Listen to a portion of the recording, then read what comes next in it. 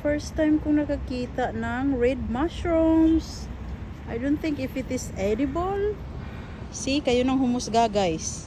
Kasi ayan oh, this is my first ever. Yan, look at that. Ayan oh, red mushrooms. Oh my God. Hala, ang ganda.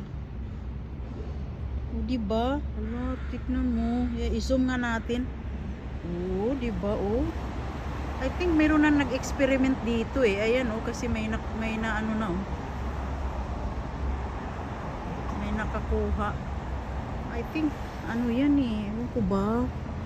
Yan, may kumagat na. Good luck. Sana buhay pa yung kumagat niya. No? Ayan oh. Pero doon talaga, obviously, talagang kinakat siya or in-script.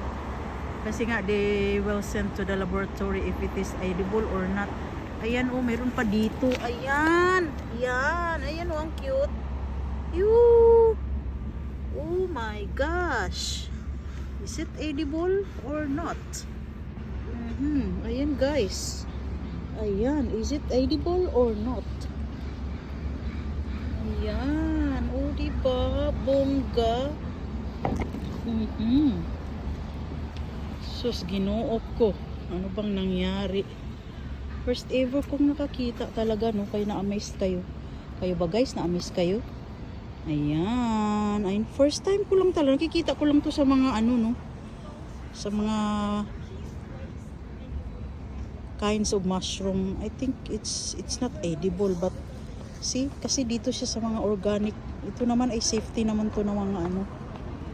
Kasi tumutubo nga yung mga halaman eh. Yan.